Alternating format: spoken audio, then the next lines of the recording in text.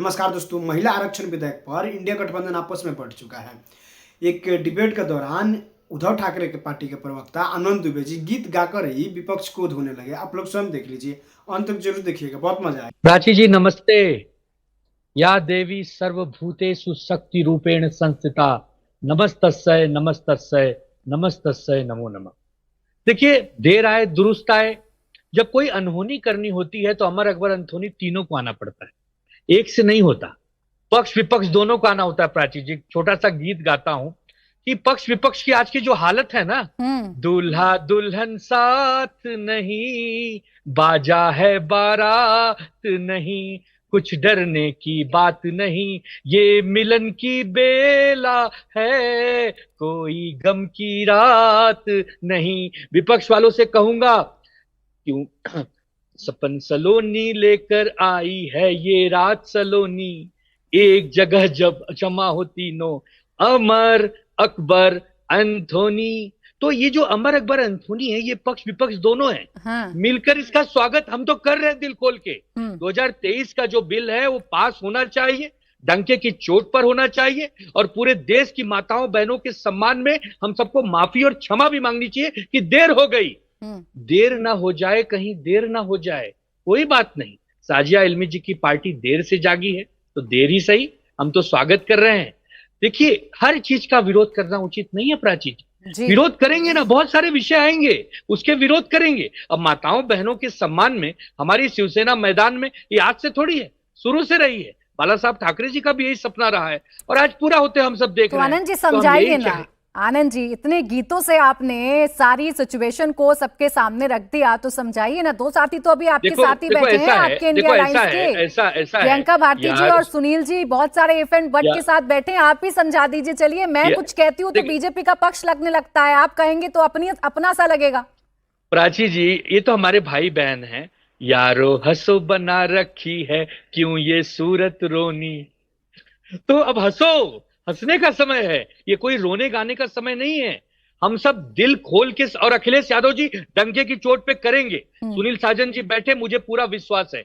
हमारी डिंपल बहन है, अखिलेश भैया है, सब करेंगे, सब करना ही पड़ेगा, कोई विकल्प नहीं है। ये बिल लाके मोदी जी ने एक ऐसा खेल खेला है कि जीते तो भी बल्ले बल्ले, हारे तो भी बल्ले बल्ले, तो जीत के बल्ले बल्ले हम सबकी होगी। यह देश हम सबका है, 140 करोड़ हमारा देश है, हम सब ला रहे हैं। ये कोई मोदी जी का सपना अकेले का नहीं प्राची जी, ये हम सभी भारतवासियों का सपना है, और ये बिल पास होगा, 100% होगा। अभी आपके साथी इंडिया अलायंस के साथी हैं आनंद जी, उन्होंने गाकर मुस्कुराकर कुछ जुमलों के साथ अपनी बात कही। बताएं, इनकी बात स्वीकार्य है कि नहीं? कोई और कहेगा तो शायद आप नाराज हो जाएंगे, लेकिन अपनों का सुझाव मानेंगी कि नहीं?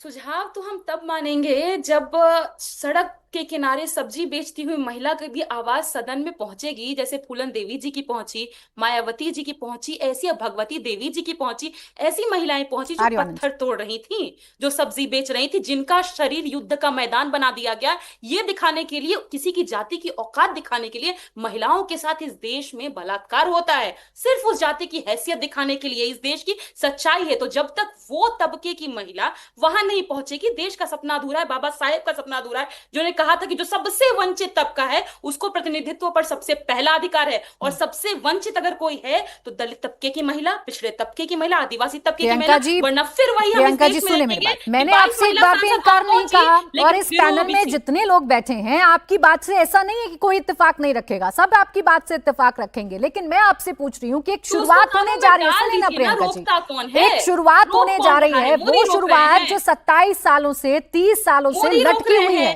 वो अधिकार, वो हक जो 27 सालों से महिला को नहीं मिल पा रहा है। मुझे इतना बताइए ना, 33% आरक्षण अगर महिलाओं को मिल जाएगा तो प्रियंका भारती जी, आप खुश होंगी कि नहीं होंगी? मेरे चाहने और ना चाहने से कुछ नहीं होगा प्रियंका भारती जी। वोटिंग अधिकार आप लोगों के पास है, वोटिंग अधिकार राजनीतिक दलों के पास है, मेरे चाहने ना चाहने से कुछ भी नहीं होने जा रहा है। मैं तो सिर्फ आपकी बात आपसे पूछना चाह रही हूँ प्रियंका भारती जी, प्रियंका भारती जी, महिलाओं को 33% आरक्षण अगर मिलता है तो क्या आपकी पार्टी सरकार के साथ खड़े होकर कल शाम 4 बजे जो वोटिंग होने जा रही है उसमें वोट करेगी? पक्ष में करेगी या विरोध में करेगी? प्राची जी, जिस दिन नरेंद्र मोदी जी ये कह देंगे कि इसमें मैं दलित, पिछड़ी, आदिवासी महिलाओं को भी इंक्लूड कर रहा हूं, हमारी पार्टी साथ में खड़ी होगी। जिस दिन ये लोग वहां पर हम लोगों को अधिकार देंगे, बहुजन तबके की आबादी को अधिकार देंगे, साथ खड़े होंगे। पर पहले मुझे ये बता दें, आखिर कौन पिछड़ी महिला के खिलाफ खड़ा है? क्यों नहीं कानून में जोड़ा जा रहा है? क्यों दिक्कत है इससे? प्रियंका भारती जी इतना अच्छा बोलती हैं, इतना बोल्डली बोलती हैं, इतना एग्रेसिव बोलती हैं, जितनी उम्मीद बीजेपी वालों से रखा है उतना आरजेडी वालों से भी रख लेती। एक आंकड़ा दिया था मैंने आपको, एक आंकड़ा दिया था मैंने आपको प्रियंका भारती जी, एक आंकड़ा दिया था मैंने आपको। अरे सुने प्रियंका भारती जी, एक आंकड़ा मैंने आपको दिया था, 12 ओबीसी कैंडिडेट मैदान में उतारे, जिसमें से 8 यादव थे, 4 अन्य जातियों से थे।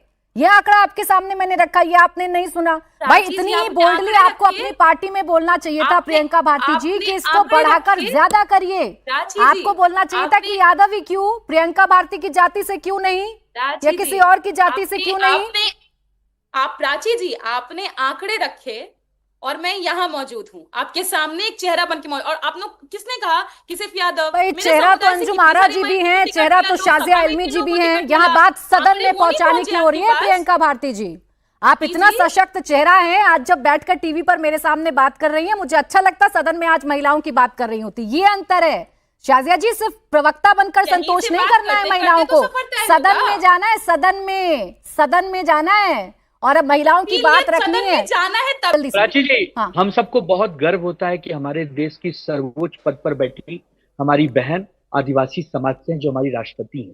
हमें गर्व होता है कि हमारे देश के प्रधानमंत्री ओबीसी समाज से हैं। अभी कुछ महीना पहले chief justice of India Shri Bhushan Gavai साहब चीफ जस्टिस रहे, और अभी उपराष्ट्रपति साहब पिछड़े समाज से हैं, रामनाथ कोविंद साहब दलित समाज से राष्ट्रपति। इतने बड़े बड़े पदों पर हमारे देश के नागरिक रहे हैं, इसका हमें गर्व है, और आने समय भी रहेंगे, भविष्य में भी रहेंगे, और खूब आगे बढ़ेंगे। हमारे यहाँ ये जाति वाति ये सब नहीं है, जो योग्य है वो आगे है और जो अयोग्य है वो पिछड़ गया है। सिंपल सा विषय।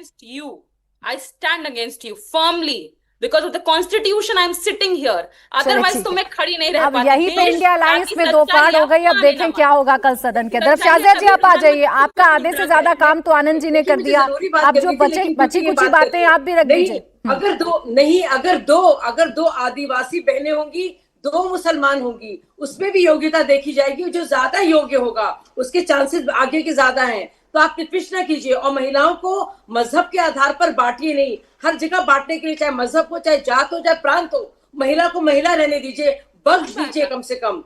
और सुनिए, मेरा मुकाबला किसी मुसलमान से भी है, हिंदू से भी है, सिख से भी है, और मेरी अपनी जात से भी है। लेकिन अगर मैं योग्य होंगी तो मैं जाऊंगी। सुन लीजिए प्रियंका, बार बार इस कार्ड को ना खेलिए। लेकिन मैं दूसरी संजीदगी से बात करना चाह रही हूँ। प्राची जी, क्या आबादी थी हमारी 71 में?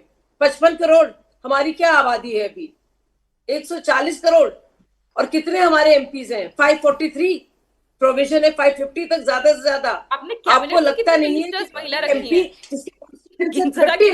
देश को 50,000 क्या ये लोगों के लिए सही है? ये जरूरी बात करते हैं ना, ये उलझाने वाली बात ना कीजिए। और आप बात कर रही है पहली, अगर वैसे ही सुलझेगा, जब हक मिलेगा तभी देश सुलझेगा। वाकई में पिछली महिला के लिए फिक्र थी तो लेके आते हैं ना। राबड़ी जी तो पॉलिटिकल परिवार से थी, सिर्फ इसलिए बनाई गई क्योंकि उनके पति थे।